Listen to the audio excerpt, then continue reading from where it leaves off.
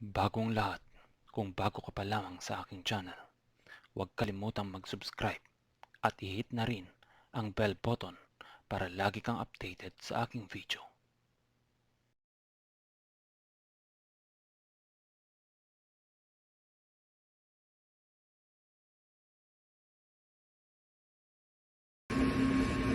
Sabi nila, tangkilikin ang sariling atin. Isa sa bunga ng pagkakaisa ng mga mamamayan at pagyabong ng ating bansa ay ang pagkakaroon ng sariling wika. Ito, ang wikang Filipino. Wikang Filipino, wikang ginagamit sa pang-araw-araw na pamumuhay. Nawari instrumento upang ang pagkakaunawaan ay mabigyang kulay. Nang sa ganon, ang ugnayan ng bawat isa ay tumibay. Saang lupalop ka man naroroon, mula sa unang yugto hanggang modernisasyon, maging sa edukasyon. Ito'y isang malawak na dimensyon na naglalayong magsilbing pundasyon at alisin ang partisyon ng samot-saring lahi. Marami sa atin ang hindi nakakapansin, kahit na sa maliit na bagay na niyaambag ng wikang ito. Kaagapay natin ang wikang Filipino, anumang sitwasyon ang ating kaharapin. Sa pagsasalo-salo ng mga kaibigan at pamilya, sa mga suliraning dapat na maresolba, at maging ako, na nagbabatid sa inyong harapan gamit ang sarili nating wika. Hindi ko maitatala at maipaparating sa inyo ang mga sinasabi ko ngayon. At higit sa lahat, hindi ko mapapatunayan ng gusto kung gaano ito kahalaga at kung gaano kalaki ang dulot nito.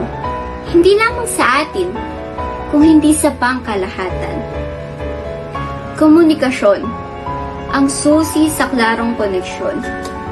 Para sa mga bagay na nais nating maisakatuparan sa ating bansang Pilipinas, ito ay isa sa pinaka nagbibigay sa atin ng pagkakakilanlan. Paano kung wala ang wikang Filipino? Ano sa tingin nyo ang kalalagyan ng ating kondisyon?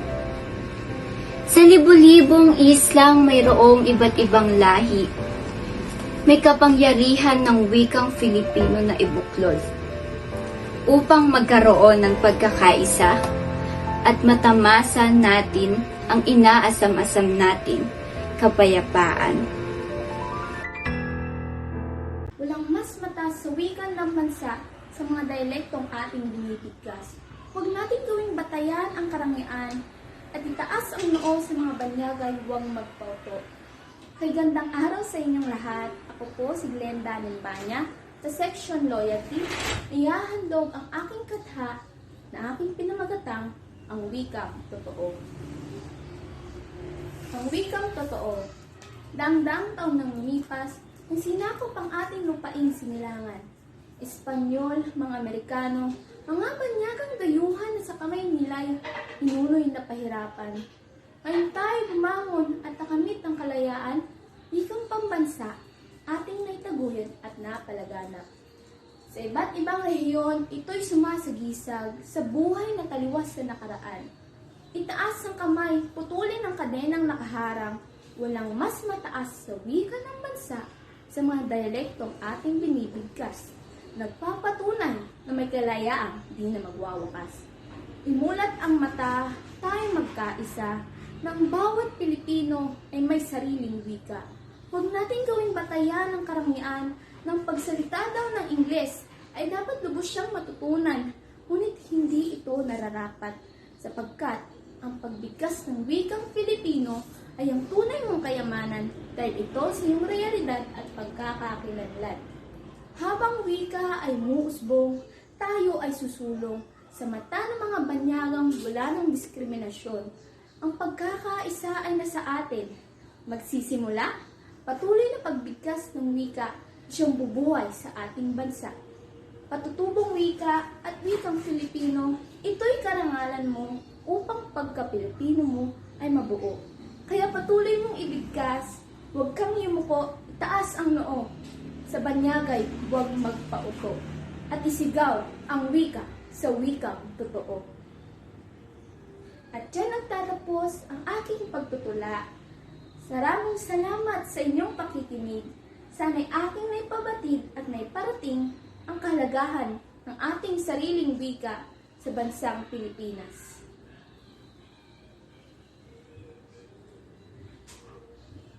Wait.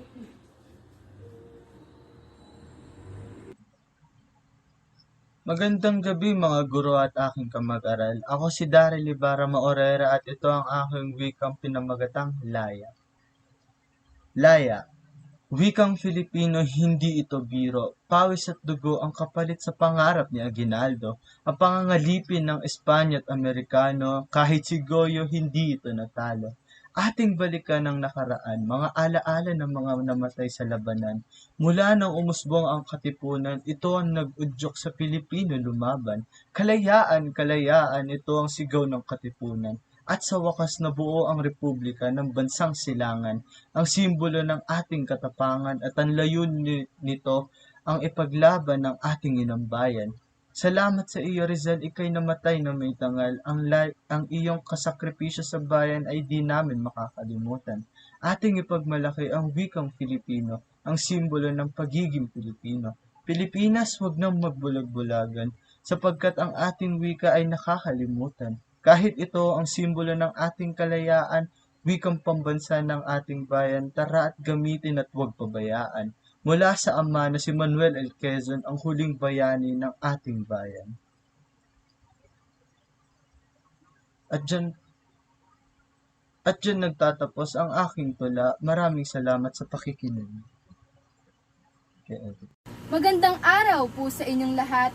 Ako po si Hanatan at ang aking tula ay pinamagatang Proud Ako. Proud ako. Salitang lumalabas sa bibig ko sa tuwing ikaw ay nakikita ko. Totoo nga ba? Totoo nga bang nararamdaman kong ito? O baka sinasabi ko lang ito upang hindi ako husgahan ng ibang tao? Ay, mali! Hindi ito ang iyong iniisip, sapagkat ang tulang ito ay hindi tungkol sa pag-ibig. Sa pag-ibig mo o kahit kanino man. Dahil ang tulang ito ay tungkol sa iyo at sa ating bansa. Nakakatuwa maging Pilipino. Yung tipong lalaitin mo yung ibang lahi tapos sabay sasabihin mo, proud Pilipino ako.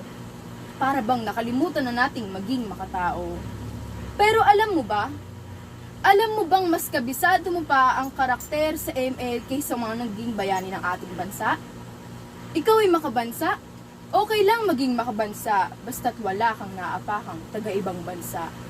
May isang kasabihan na, kung ayaw mong gawin sa iyo, huwag mong gawin sa iba. Gawin mo kung ano ang makakabuti para sa iyo, sa kapwa mo, at sa sarili mong bayan. Lumaban ka ng patas at lumaban ka ng malinis. Okay lang din suportahan ng iba.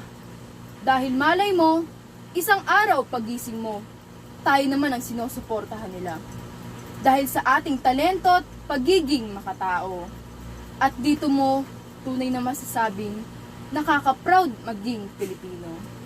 Ayun lamang po, muli ako po si Hanatan. Maraming salamat po sa pakikinig. Ako nga po pala, si Sean Vincent C. Bernabe. Ang pamagat ng aking tula na to ay Pilipino ang aking wika.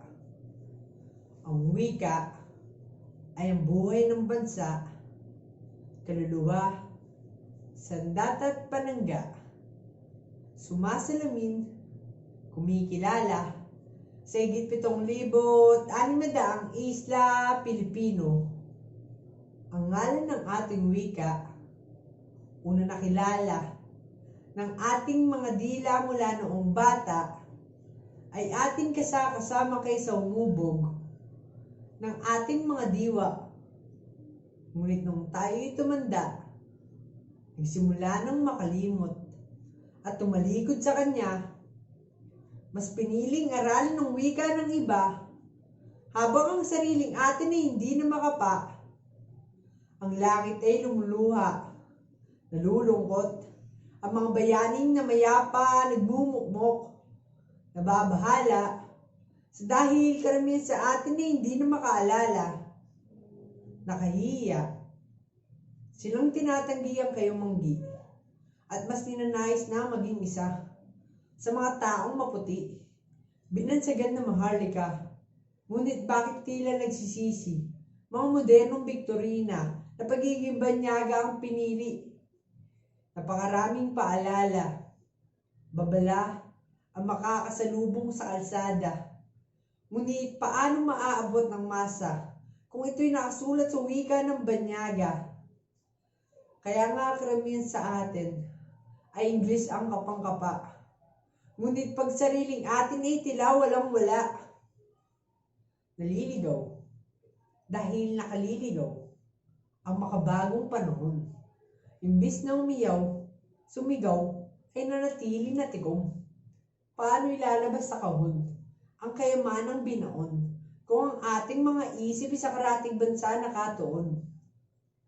Kaya nais ko maging isa sa mga makatang biyasa upang mayakap ang kultura na unting-unting nabubura. Iangat ko ang bandera ng aking wikang minana hanggat sa bawat isa ay aking makasama. Ako ay Pilipino na nagmula sa Pilipinas. Wika ko ay Pilipino, buong puso na binibigkas. Marapat na pagyabungin, di dapat kalimutan. Kung may dumating na panauhin, ay huwag siyang talikuran. Dahil makakilala, kaman na iba pa ng mga wika, ay isa pa rin naman ng wika na sa iyo ay kikilala. Magandang hapon po sa inyong lahat. Ako po si Sedeca Mabana at ako po ay magtutula para sa inyong lahat. Ang tula ko ay pinamagatang ang wikang Tagalog. Ngayon ay buwan ng wika. Madami ang magdidiwang at magsasaya. Ang wikang Tagalog ay ang ating ginamit simula ng una. Madaming Pilipino ang ipinagmamalaki ang ating wika. Ang wika ko'y wika natin, katutubo. Ito'y minanapanina sa ating mga ninuno. Ang pagsalita ng mga Pilipino gamit ng wikang Tagalog bukal sa kanilang puso. Wika'y Tagalog sa aking nagatid ng pag-unawa. Karunungang dulot sa kamangmangan ay lumaya. Saan man magpunta sa usapin nakahanda, magbibigay ngiti sa katwiran ay sagana. Umibig man at manalig sa banyaga, ngunit huwag lilimutin ang sarili't inang wika. Malango na sa bamangot, bulaklaking dayong dila, ngunit huwag isasangla, pati diwa mong malaya. Kaya ipagsigawan natin mga Pilipino ang ating wika, dahil dito lalabas ang ating magandang kultura. Ipagmalaki natin ang ating wika. Ito'y ang kaluluwa ng ating mahal na bansa. At dito po nagtatapos ang aking tula. Po si John Patrick M. Bacanto mula sa Grade 9 Dignity at ang pamagat ng aking itutula ay Wikang Filipino. Wikang Filipino, nagpapakilala sa aking pagkatao, sa kultura at bansang kanalakihan ko, wika nagbibigay kaalaman at karunungan sa akin. Filipino, simbolo ng aking pagkatao. Mula sa aking pagkabata, unang wikang aking nalaman, unang lengguwaheng aking natutuhan. Sa modernong panahon ng aking kanalakihan, wikang Filipino aking natutuhan. Filipino ako, kayo, tayo, ipagmalaki natin sa buong mundo na tayo ay Filipino. Wikang Filipino, kailanman di magbabago. Magandang umaga sa inyong lahat. Ako nga po pala si Lidzo Fernandez na maghahandog sa inyo ng tulang ayon sa buwan ng wika ngayong taon. Sumasalamin sa pagkakakilanlan natin. Ang ating mga sinasalita, pambansa man o katutubo ng mga wika, ay may malaking bahagi sa paghubog ng pagkatao ng bawat isa sa ating mga Pilipino. Ang bayan natin ay maraming wika. Wikang katutubo man o wikang pambansa. Malawak at makabuluhan ang kasaysayan mula sa iba't ibang lugar na pinagmulan. Kaya naman tunay na nararapat pahalagahan ang mga wikang sumasalamin sa ating bayan. Siguraduhin tunay na mauunawaan ang importansya ng kultura na pagpapayaman, Patuloy na gamitin, paunlarin at ipagmalaki.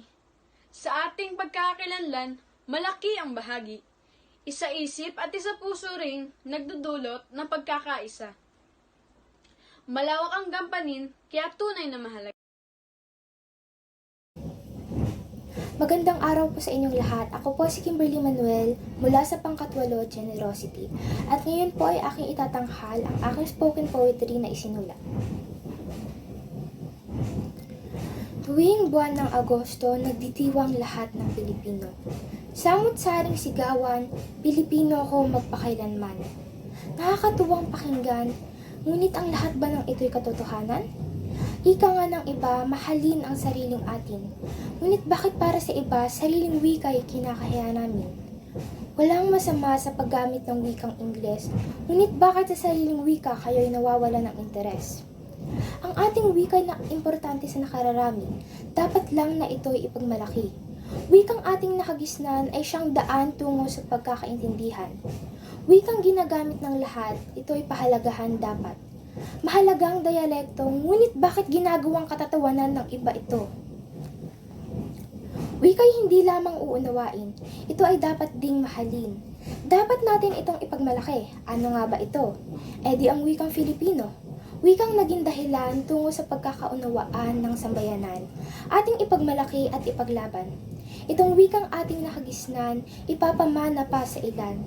Wikang ating kinalakihan, wikang dadalhin hanggang kamatayan. Hindi masamang humanga sa ibang bansa at sa kanilang wika. Pero ang ikahiya ang ating bansa at wika? Baka nakakalimutan mong ikaw ay Filipino, kaya dapat pahalagahan natin ito. Pero bakit nga ba? Bakit nagbago ang pananaw ng iba?